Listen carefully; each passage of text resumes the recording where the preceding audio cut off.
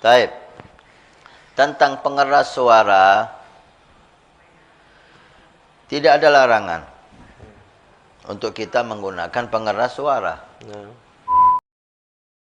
Enggak boleh sumbang jadi syarat penggunaan pengeras suara masjid dan musalla.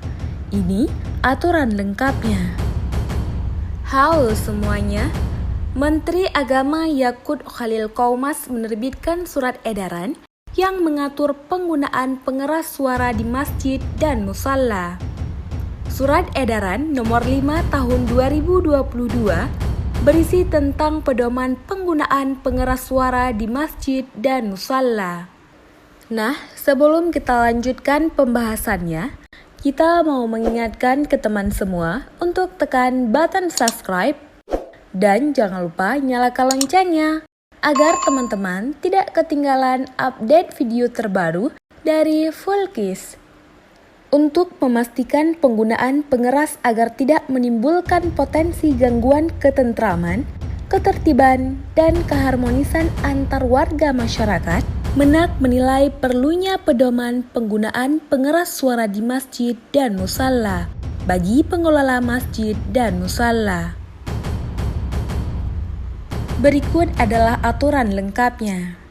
Penggunaan pengeras suara pada masjid atau musalla mempunyai tujuan. Pertama, mengingatkan kepada masyarakat melalui pengajian Al-Quran, selawat atas Nabi, dan suara azan sebagai tanda masuknya waktu salat fardu.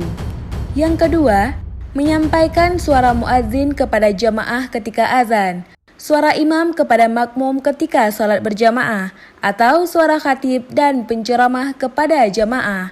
Dan yang ketiga, menyampaikan dakwah kepada masyarakat secara luas, baik di dalam maupun di luar masjid atau musalla.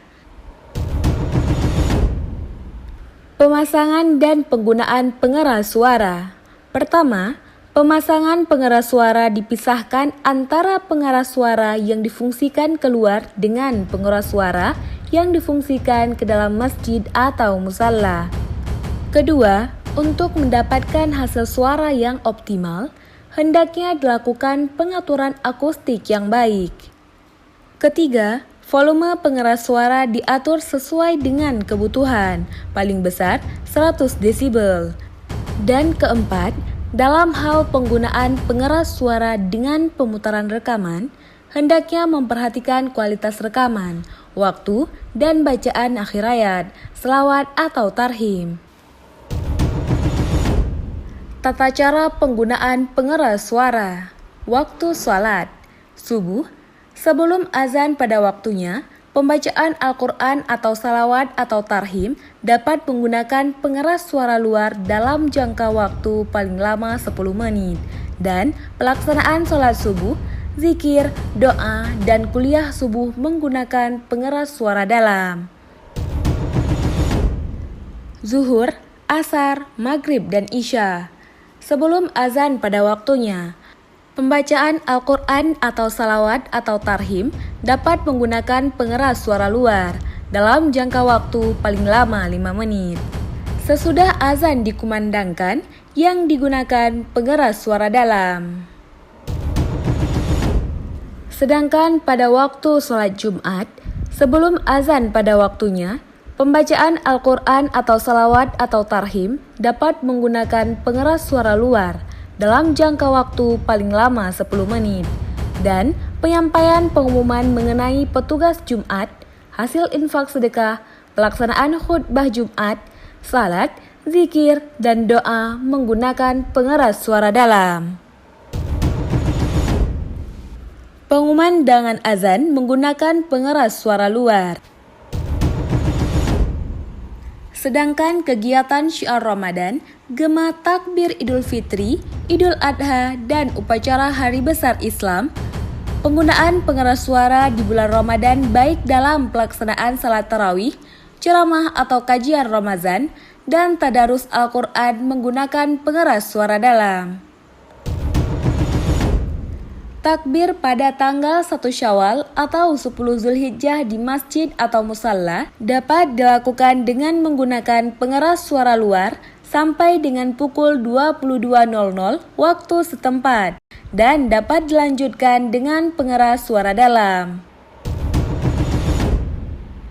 Pelaksanaan sholat Idul Fitri dan Idul Adha dapat dilakukan dengan menggunakan pengeras suara luar. Takbir Idul Adha di hari tasyrik pada tanggal 11 sampai dengan 13 Zulhijjah dapat dikumandangkan setelah pelaksanaan salat rawatib secara berturut-turut dengan menggunakan pengeras suara dalam. Dan upacara peringatan Hari Besar Islam atau pengajian menggunakan pengeras suara dalam, kecuali apabila pengunjung tablik melimpah keluar arena masjid atau musalla dapat menggunakan pengeras suara luar. Suara yang dipancarkan melalui pengeras suara perlu diperhatikan kualitas dan kelayakannya. Suara yang disiarkan memenuhi persyaratan, bagus atau tidak sumbang, dan pelafalan secara baik dan benar. Sebelum azan pada waktunya, pembacaan Al-Quran atau salawat atau tarhim dapat menggunakan pengeras suara luar dalam jangka waktu paling lama 10 menit. Dan pelaksanaan sholat subuh, zikir, doa, dan kuliah subuh menggunakan pengeras suara dalam. Zuhur, asar, maghrib, dan isya. Sebelum azan pada waktunya, pembacaan Al-Quran atau salawat atau tarhim dapat menggunakan pengeras suara luar dalam jangka waktu paling lama 5 menit. Sesudah azan dikumandangkan, yang digunakan pengeras suara dalam. Sedangkan pada waktu sholat Jumat, sebelum azan pada waktunya, pembacaan Al-Quran atau salawat atau tarhim dapat menggunakan pengeras suara luar dalam jangka waktu paling lama 10 menit. Dan penyampaian pengumuman mengenai petugas Jumat, hasil infak sedekah, pelaksanaan khutbah Jumat, salat, zikir, dan doa menggunakan pengeras suara dalam.